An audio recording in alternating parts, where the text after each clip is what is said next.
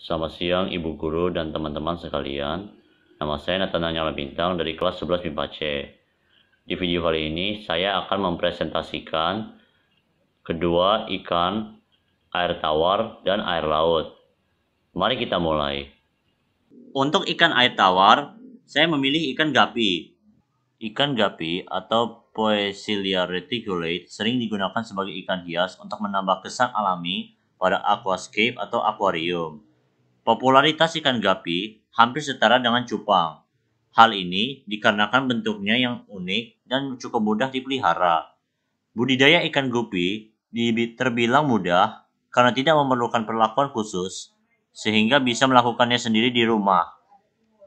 Peralatan yang dibutuhkan juga tidak begitu rumit dan mahal sehingga bisa membudidayakan ikan gapi skala rumah tangga. Kegiatan budidaya ini tentunya sangat bermanfaat.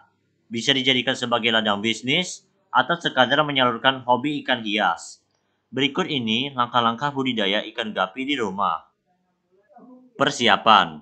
Persiapan yang perlu dipersiapkan adalah wadah pemijahan seperti akuarium berukuran 30-60 liter.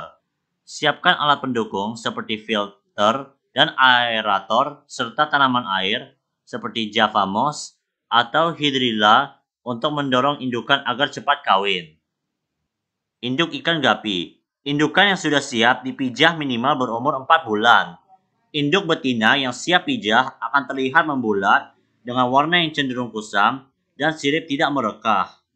Sementara itu, induk jantan yang sudah siap pijah akan memiliki warna tubuh yang kontras dan terang.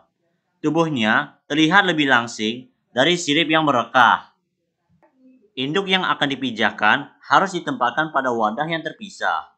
Air bersih dalam wadah perlu diganti setiap 1 hari sampai 3 hari sekali. Kita cukup mengeluarkan sepertiga airnya dan memasukkan sepertiga air baru.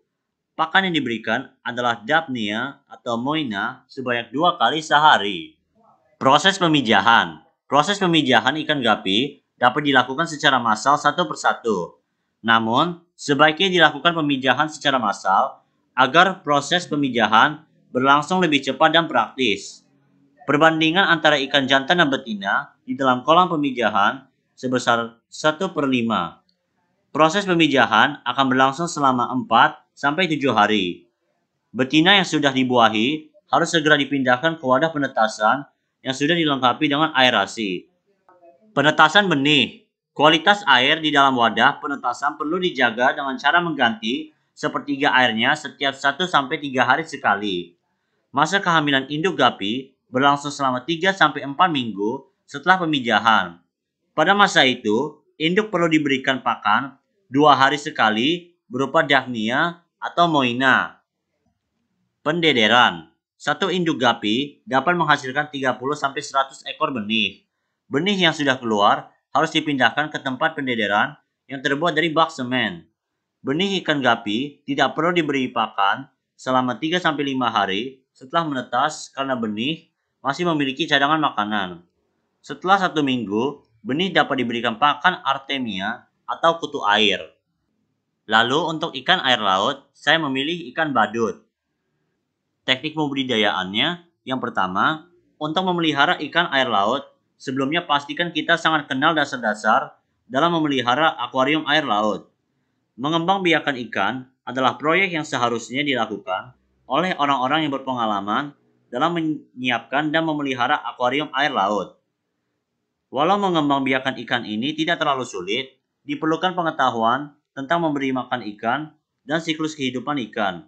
Juga menyiapkan perlengkapan yang tepat untuk memastikan sistem filtrasi dan pengembangan ekosistem yang tepat.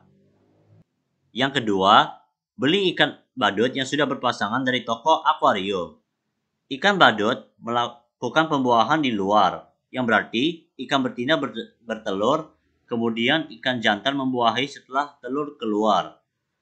Untuk memungkinkan ini terjadi, perlu sepasang ikan badut yang sudah berpasangan, saling terikat satu dengan yang lain. Banyak toko akuarium yang akan menjual ikan badut yang sudah berpasangan khusus untuk mengembangbiakan ikan badut. Bila tidak memiliki stok, mungkin mereka bisa memesan sepasang ikan secara khusus untuk Anda. Jangan takut untuk memintanya. Yang ketiga, kembangkan sepasang ikan badut.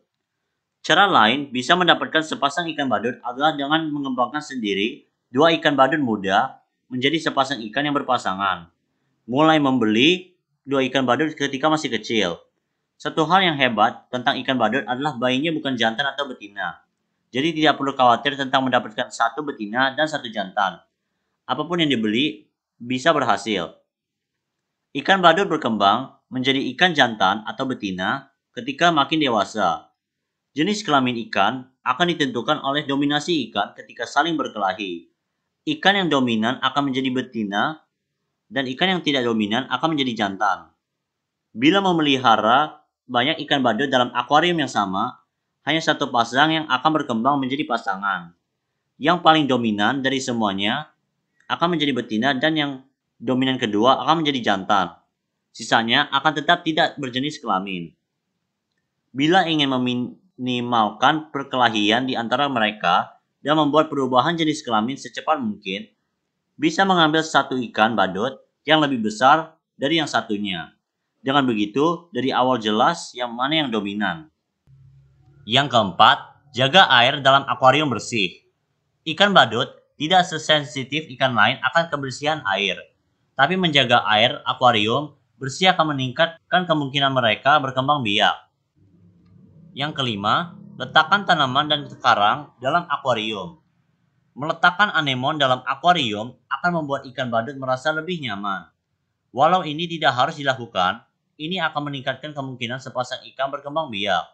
Sebaiknya memiliki karang yang hidup di dalam akuarium. Karang hidup adalah karang dari laut dan merupakan fondasi pertumbuhan karang koral. Karang hidup akan menjadi tempat bersembunyi ikan dan akan menjadi permukaan untuk ikan badut meletakkan dan memelihara telurnya. Yang keenam, atur pencahayaan akuarium dengan pengatur waktu. Hidupkan cahaya di siang hari dan matikan di malam hari secara teratur. Keteraturan ini akan membuat ikan badut lebih rileks dan ini akan meningkatkan kemungkinannya berkembang biak. Yang kedelapan, awasi telur ikan badut. Setelah telur dikeluarkan, warnanya oranye dan menempel pada karang. Ikan badut jantan akan memelihara telur-telur, berenang di sekitarnya, dan melambai-lambaikan siripnya untuk mengalirkan udara. Dia juga akan menyingkirkan telur-telur yang mati.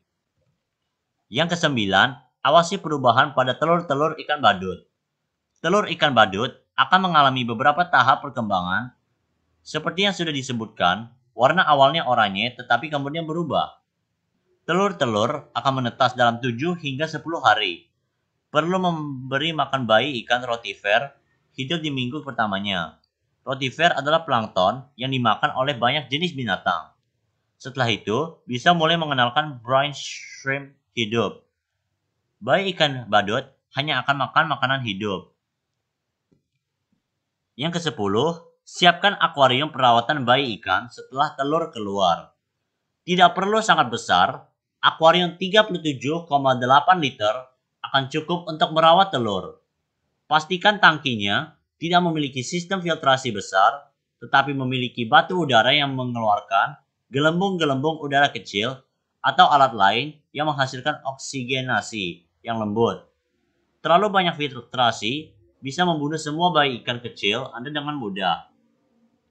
Juga harus menyiapkan pencahayaan yang baik, karena bayi ikan akan mencari makanan-makanan, tapi penglihatannya belum baik. Cahaya tidak boleh terlalu terang, satu bohlam lampu cukup, dan cahayanya harus sebisa mungkin tersebar.